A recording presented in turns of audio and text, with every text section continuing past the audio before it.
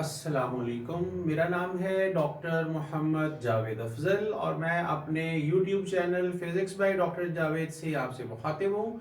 और आज मैं डायमेंशंस का पार्ट 2 आपकी कहने पर, आपकी फरमाइश पर मैं उसको कंप्लीट कर रहा हूँ, तमाम डायमेंशंस को। तो ये है मेरी फार्मूला सीरीज में पार्ट नंबर 43 जो है वो आज हम उसके ऊपर डिस्कस करेंगे। डायमेंशंस, हायर डायमेंशन जो है पार्ट 2 इसके मुताबिक। तो जैसा कि आपको पता है कि हमने इससे पिछली वीडियो के अंदर 0 डायमेंशन से 1 डायमेंशन, फिर 2, फिर 3 और फिर 4 डायमेंशन तक हमने बात की थी। तो 4th डायमेंशन में जो हमारे पास शक्ल सामने आती है ना, हम उसको टेसीरेक्ट का नाम देते हैं। और मैंने उसमें आपको डायग्राम भी बनाकर दिखाई थी और यहां भी आपको टेसीरेक्ट की डायग्राम नजर आ जाएगी। फिर हमारे पास 4D के अंदर मैंने आपको बताया था कि स्पेस टाइम के ऊपर टाइम का जो एक्सिस है उसके अंदर हम अपने पास्ट और फ्यूचर के अंदर जाना जो है वो पॉसिबल होता है 4D के अंदर। हमारा जो ब्रेन है ये 4D को एक्सेप्ट कर सकता है, हम अंडरस्टैंड कर सकते हैं। गो हम टाइम में आगे और पीछे जा नहीं सकते, लेकिन हम इस चीज को अंडरस्टैंड जरूर कर सकते हैं कि 4th डायमेंशन जो है ना वो है क्या। अब हम इसमें देखेंगे कि 5th डायमेंशन क्या है। 4th डायमेंशन के बाद जो सारी डायमेंशन है ना ये अब जो है ये इनको समझना आसान नहीं है। लेकिन इंसान अपने आप को बहुत कुछ ऐसा स्कॉलर समझता है कि उसे सारा कुछ समझ में आ गया है, लेकिन हकीकत क्या है कि उसे कुछ भी समझ नहीं है। बहरहाल इंसान की अपनी समझ और साइंस के मुताबिक जो बात चल रही है वो ये है कि 5D जो है ना, यहां से हायर डायमेंशन सारी की सारी जो है ना वो कर्व्ड है। यानी फोर टेसीरेक्ट आपको क्यूब नजर आया था, इससे पहले 3D के अंदर आपको बाकायदा डायग्राम कोई कर्व नजर नहीं आई। 2D के अंदर भी, 1D के अंदर भी कर्व नहीं है। लेकिन यहां से आगे जितनी भी डायमेंशन हैं ये सारी की सारी कर्व्ड हैं। और 5D के ऑब्जेक्ट को, जैसे यहां 4D का टेसीरेक्ट था, 5D के ऑब्जेक्ट को पेंटीरेक्ट का नाम देना है। और यहां आपको पेंटीरेक्ट की डायग्राम भी नजर आ रही है। और हमने यहां पर 5 डायमेंशन, 5th डायमेंशन के अंदर जो पीछे हमें टाइम के बारे में प्रॉब्लम्स थी वो यहां हमने सॉल्यूशन ले लिया है सारी टाइम प्रॉब्लम्स का। ये इंसान ने एज्यूम कर लिया है कि 5th डायमेंशन का जब वो इस्तेमाल करेगा तो टाइम के अंदर जितनी प्रॉब्लम्स आज हमारे पास जनरल थियरी ऑफ रिलेटिविटी के अंदर मौजूद हैं वो सारी के सारी क्लियर हो जाएंगी। इंसान का माइंड बिल्कुल क्लियर हो जाएगा। तो 5th डायमेंशन की हमें कोई अंडरस्टैंडिंग नहीं है और हम इसके अंदर पैरेलल यूनिवर्सेस को हम लेंगे। वो सारी की सारी पैरेलल यूनिवर्सेस आपको यहां पर नजर आ रही हैं। और इन तमाम में जो चीज है वो ये है कि इनके कोऑर्डिनेट्स सेम है।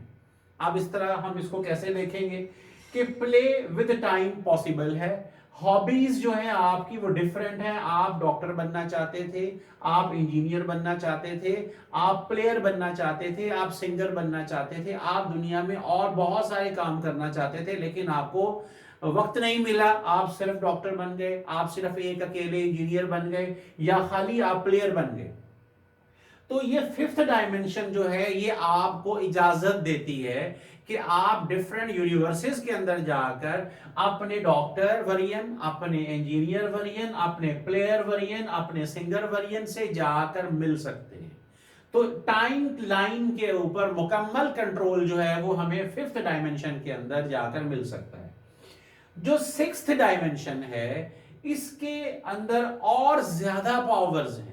जब हमें सब कुछ 5th डायमेंशन में हासिल हो रहा है then why we need 6th dimension. But problem is this कि there is a 6th dimension.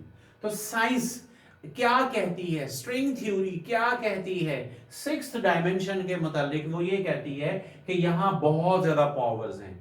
Even we have more flexibilities than in the 5th dimension.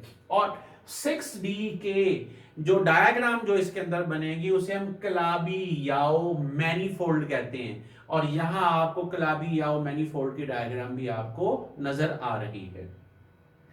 बहुत सारी फॉर्म्स आप ले सकते हैं, फॉर एग्जांपल कि यहाँ फिफ्थ डायमेंशन के अंदर आप मेल हैं तो मेल डॉक्टर यहाँ है, अगली यूनिवर्स में मेल इंजीनियर होंगे, उसी तरह अगली में यूनिवर्स के अंदर आप मेल प्लेयर होंगे, फिर अगली में मेल सिंगर हैं। लेकिन अगर आप चाहते हैं कि आप फीमेल भी होते तो वो यहां पॉसिबल है 6D के अंदर। अगर आप चाहते हैं कि आप बिल्ली होते तो वो भी यहां 6D के अंदर जो है ना वो पॉसिबल है।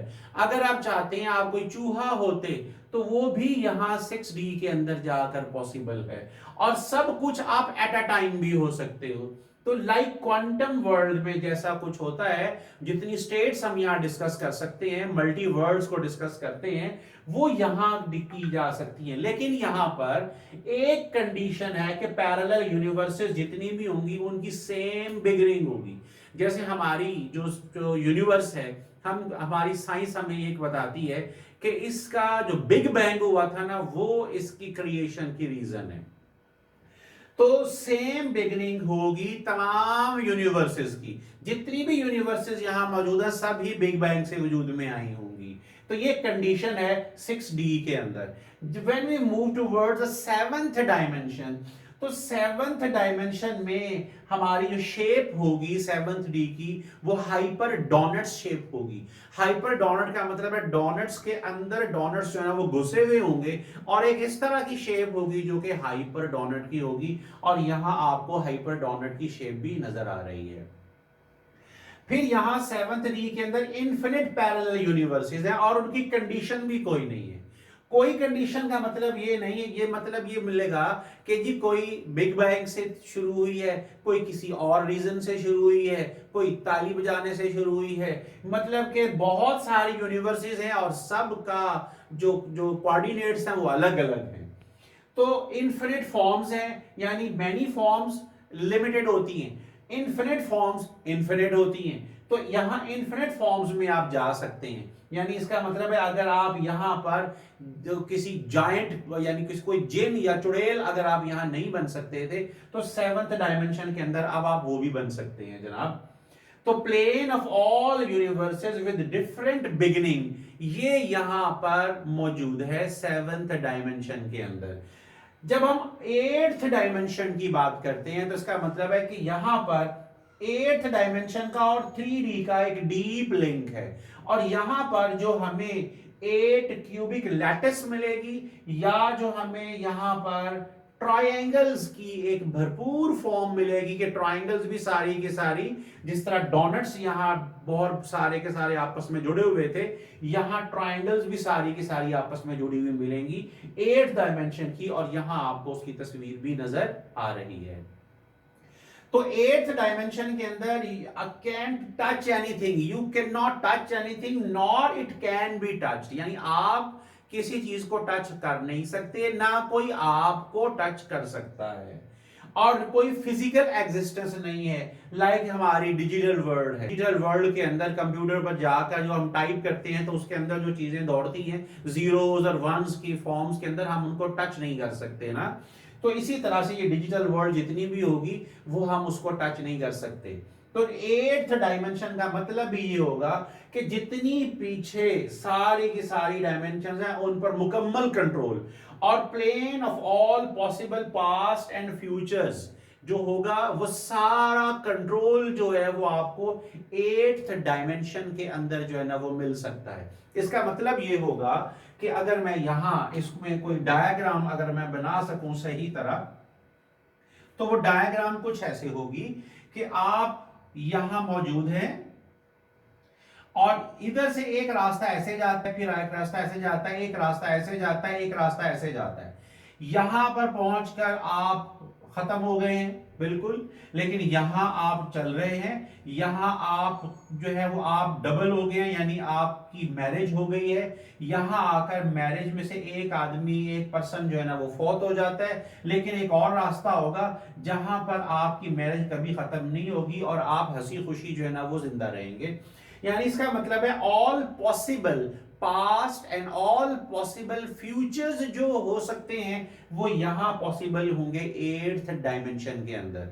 और इसकी जो डायग्राम है वो भी आपको यहां पर नजर आ रही होगी। अब हम चलते हैं नाइन्थ डायमेंशन के अंदर।